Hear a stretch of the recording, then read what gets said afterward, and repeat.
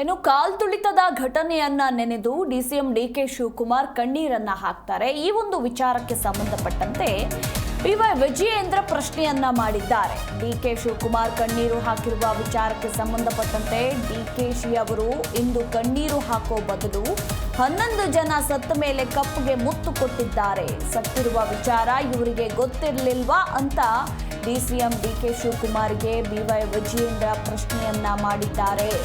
11 ಜನ ಸತ್ತ ಮೇಲೆ ಕಪ್ಪಿಗೆ ಮುತ್ತು ಕೊಟ್ಟಿದ್ದಾರೆ. ಸತ್ತಿರುವ ವಿಚಾರ ಹಾಗಿದ್ರೆ ಇವರಿಗೆ ಗೊತ್ತಿರಲಿಲ್ವಾ ಅಂತ ಇದೇ ಸಂದರ್ಭದಲ್ಲಿ ಡಿಸಿಎಂ ಡಿಕೆ ಶಿವಕುಮಾರ್ಗೆ ಬಿಜೆಪಿ ರಾಜ್ಯಾಧ್ಯಕ್ಷ ಬಿವೈ ವಿಜಯೇಂದ್ರ ಪ್ರಶ್ನೆಯನ್ನ ಮಾಡಿದ್ದಾರೆ. ಮುಖ್ಯಮಂತ್ರಿಗಳು, ಉಪಮುಖ್ಯಮಂತ್ರಿಗಳು, ಮಂತ್ರಿಗಳು, ಶಾಸಕರುಗಳು ಸಂಭ್ರಮಾಚರಣೆ ಮಾಡತಕ್ಕಂಥ ಅವಶ್ಯಕತೆ ಆದರೂ ಏನಿತ್ತು?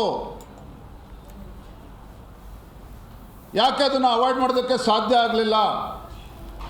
ಅಲ್ಲಿ ಸಾವು ನೋವುಗಳು ಆಗ್ತಾ ಇದೆ ಅಂತೇಳಿ ಗೊತ್ತಿದ್ರೂ ಸಹ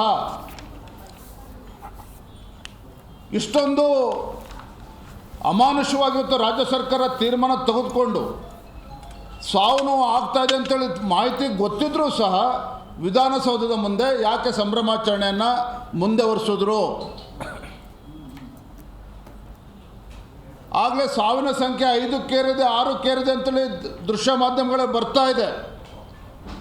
ರಾಜ್ಯದ ಉಪಮುಖ್ಯಮಂತ್ರಿಗಳು ಹೋಗಿ ಅಲ್ಲಿ ಚಿನ್ನಸ್ವಾಮಿ ಸ್ಟೇಡಿಯಂ ಹೋಗಿ ಕಪ್ಪನ್ನು ಮುತ್ತಿಕ್ತಕ್ಕಂಥ ಕೆಲಸ ಮಾಡ್ತಾರೆ.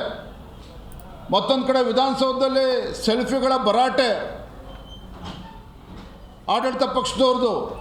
ಇಷ್ಟೊಂದು ಇನ್ಸೆನ್ಸಿಟಿವ್ ಆಗಿ ರಾಜ್ಯ ಸರ್ಕಾರದ ನನ್ನ ನಡವಳಿಕೆ ಖಂಡಿತ ಇದು ಖಂಡನಾರ್ಹ. ಮತ್ತು ಮುಖ್ಯಮಂತ್ರಿಗಳ ಹೇಳಿಕೆನ ನಾನು ಗಮನಿಸ್ತಾ ಇದ್ದೆ. ನಾವು ನಿರೀಕ್ಷೆ ಮಾಡಿರಲಿಲ್ಲ, 30-40 ಸಾವಿರ ಜನ ಬರ್ಬೋದು ಅಂತ ಅಂದ್ಕೊಂಡಿದ್ವಿ, 1.5-2 ಲಕ್ಷ ಜನ ಬಂದರು. That it self is the admission of failure by the chief minister of the state. 18 ವರ್ಷಗಳ ನಂತರ ಪ್ರಪ್ರಥಮವಾಗಿ RCB ಗೆದ್ದಿದೆ ಫೈನಲ್ಸ್ನಲ್ಲಿ. ಬರೀ 30-40 ಸಾವಿರ ಜನ ಸೇರ್ತಾರೆ ಅಂತೇಳಿ ನಾವು ಅಂದ್ಕೊಂಡಿದ್ವಿ. 1.5-2 ಲಕ್ಷ ಜನ ಬಂದಿದ್ದಾರೆ ಅಂತ ಹೇಳ್ತಾರೆ ಮುಖ್ಯಮಂತ್ರಿಗಳು.